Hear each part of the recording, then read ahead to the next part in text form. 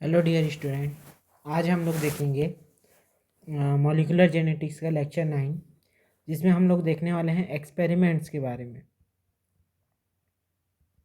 ठीक है, तो हम लोग क्या पढ़ रहे थे? डीएनए रेप्लिकेशन पढ़ रहे थे। तो डीएनए रेप्लिकेशन से रिलेटेड जो एक्सपेरिमेंट है, ठीक है, डीएनए रेप्लिकेशन से रिलेटेड जो भी एक्सपेरिमेंट है उसके बारे में आज के क्लास में हम लोग क्या करेंगे, पढ़ेंगे। ठीक है, तो इसमें मेनली दो एक्सपेरिमेंट है।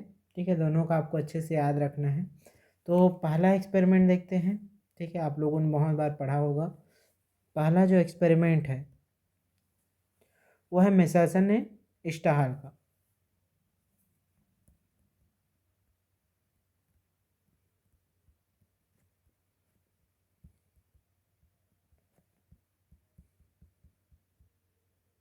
मेसर्सन एंड स्टाहल एक्सपेरिमेंट। ठीक है, इन्होंने अपना एक्सपेरिमेंट कब किया था? 1958 में। ठीक है, कौन से ऑर्गेनिज्म में किया था? तो ई कोलाई। ई कोलाई क्या है? एक बैक्टीरिया है। इसमें अब इन्होंने क्या किया था? अपना एक एक्सपेरिमेंट किया था। ठीक है, और क्या प्रूव किया था?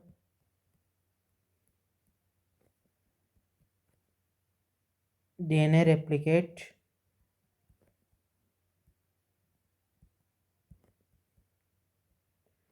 Through semi conservative mode.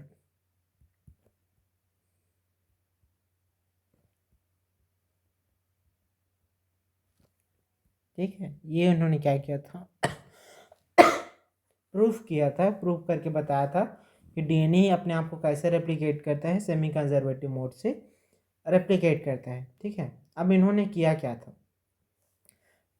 Nitrogen का यूज़ किया था। ठीक है, किसका यूज़ किया था? नाइट्रोजन का अपने एक्सपेरिमेंट में यूज़ किया था। अब नाइट्रोजन के दो आइसोटोप्स होते हैं। ठीक है, एक होता है N14 जो कि नॉर्मल है, और एक क्या होता है? N15। ठीक है, ये कैसा होता है? लाइट होता है। लाइट मतलब कम वजन होगा। और ये कैसा होता है? N15 हैवी होता है। ठीक है, मतलब इसका वजन क्या होगा? ज़्यादा होगा। तो दो तरह के इन्होंने क्या किया था? नाइट्रोजन के आइसोटोप्स हैं, उनका यूज़ किया था। ठीक है, N15 का इन्होंने अपने एक्सपेरिमेंट में क्या किया था? यूज़ किया था। अब इन्होंने किया क्या? इन्होंने क्या किया? सबसे पहले डीएनए को लिया, इसमें N15 इनकॉर्पोरेट कर दिया। ठीक है, N15 कैसा है? हैवी है। ठीक, तो हैवी है, तो जब सेंट्रीफ्यूज करेंगे और सेंट्रीफ्यूज वाला जो मटेरियल है उसको टेस्ट ट्यूब में डालेंगे। ठीक है, तो जैसे कोई मिट्टी वगैरह रहता है, ठीक है, उसको अपन क्या करते हैं? पानी में घोल देते हैं। घोलने के बाद थोड़े टाइम तक रुकते हैं तो मिट्टियाँ क्या हो जाती हैं? नीचे की तरफ बैठ जाती हैं। ठीक है, तो N50 भी क्या है? हैवी है, तो ये क्या करेगा? नीचे की तरफ बैठ जाएगा। ठीक है, नीचे एक बैंड बनाएगा। N50 का समझ में आ गया, नीचे की तरफ बैठ गया। अब उन्होंने क्या किया? एक और लिया टेस्ट ट्यूब, इसमें N14 वाले को घोला। N14 वाले डीएनए को क्या किया? घोला और सेंट्रीफ्यूज कराया, और उसके बाद उसको टेस्ट ट्यूब में डाला। तो ये कहीं ऊपर में जा कर के क्या करता था? बैंड बनाता था। अभी लाइट है, वजन कम है इसका, तो कहाँ बनाएगा? ऊपर की तरफ बनाएगा। अब इतना उसको समझ में आ गया कि N15 जो है नीचे की तरफ बैंड बना रहा है, और N14 क्या कर रहा है? ऊपर की तरफ बैंड बना रहा है। अब उन्होंने क्या किया? एक डीएनए लिया। ठीक है, जिसमें दोनों के दोनों स्ट्रैंड में क्या था? N15 था। ठीक है, क्या था? N15 था। तो ऑब्वियसली अगर जब इसको देखेंगे तो बैंड किधर बनेगा? नीचे की तरफ बनेगा। उन्होंने क्या किया? इसका डीएनए रेप्लिकेशन कराया।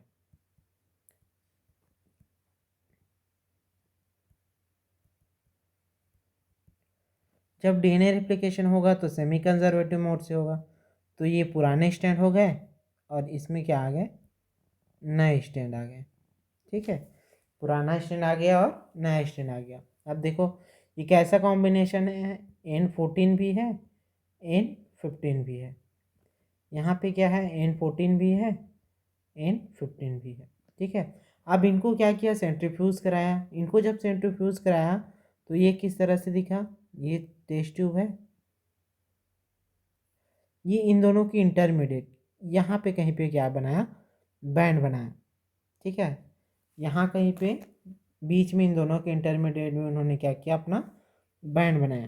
ठीक, तो उनको ये कंफर्म हो गया कि जो डीएनए है क्या करता है, अपने आप को सेमी कंजर्वेटिव मोड से रेप्लिकेट करता है, ये उनको पता चल गया था इस एक्सपेरिमेंट से। ठीक है, तो ये वाला एक्सपेरिमेंट याद रखना है, मेसर्सन एंड स्टाहल का एक्सपेरिमेंट है। उन्होंने अपने इस एक्सपेरिमेंट में N14 और N15 नाइट्रोजन के आइसोटोप का यूज़ किया था।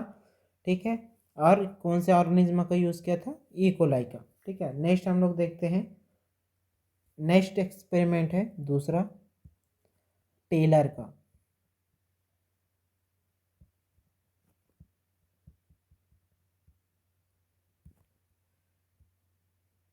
ठीक है, टेलर का एक्सपेरिमेंट। अब टेलर ने क्या किया है, इन्होंने क्या किया अपने एक्सपेरिमेंट में, ठीक है, ट्रीटेड थायमिडीन या थायमिडीन का यूज़ किया। ठीक है, 1H3। ठीक है, इन्होंने अपने एक्सपेरिमेंट में किसका यूज़ किया, थायमिडीन का यूज़ किया। ठीक है, और थायमिडीन का यूज़ किया किस में अपना एक्सपेरिमेंट किया, तो विसिया फाबा।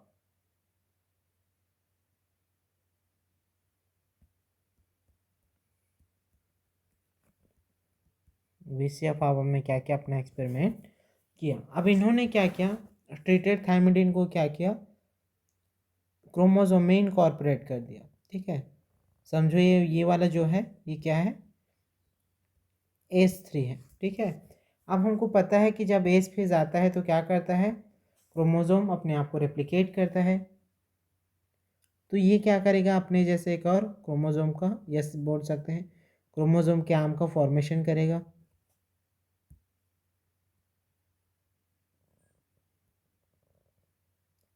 ठीक है, अब इसमें देखेंगे तो इस तरफ का क्या है, न्यू है, न्यू क्रोमोसोम का आर्म है, और इस तरफ का क्या है, ओल्ड वाला आर्म है।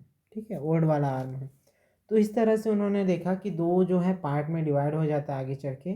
इसी को उन्होंने बोला कि जो डीएनए है अपने आप का आधा जो है नए वाले का रहता है, आधा पुराने का रहता है, ऐसा करके। तो कभी अगर आपसे पूछता है कि डीएनए रेप्लिकेशन यूकैरियोटिक में किसने बताया था कि सेमी कंजर्वेटिव मोड में होता है, तो टेलर का एक्सपेरिमेंट आपको याद रखना है।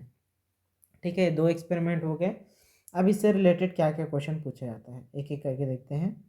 सबसे पहला क्वेश्चन, डीएनए रेप्लिकेशन को किसने सबसे पहले बोला था कि वो सेमी कंजर्वेटिव मोड से रेप्लिकेट होता है, तो क्या नाम बताया था, मैंने पहले ही बता दिया था, वाटसन एंड क्रिक ने बता दिया था कि डीएनए जो है अपने आप को सेमी कंजर्वेटिव मोड से रेप्लिकेट करता है। क्वेश्चन पूछेगा प्रूव किसने किया सबसे पहली बार। ठीक है, तो सबसे पहली बार प्रूव किसने किया, मेसर्सन एंड स्टाहल ने। अगर क्वेश्चन पूछेगा कि बैक्टीरिया में किसने सबसे पहली बार प्रूव किया, तो भी कौन आएगा, मेसर्सन एंड स्टाहल आएगा। और कभी अगर वो पूछता है कि कौन कौन से उसका यूज़ किया था, तो N14 और N15 आइसोटोप को उन्होंने क्या किया था, अपने एक्सपेरिमेंट में यूज़ किया था। ठीक है, और पूछता है कि अगर यूकैरियोटिक में किसने सबसे पहले बात बताया, तो टेलर ने बताया, याद रखना, किसमें, विसिया फाबा में। इन्होंने अपने एक्सपेरिमेंट में थायमिडीन का यूज़ किया था। ठीक है, होप आप लोगों के समझ में आया होगा। Thank you.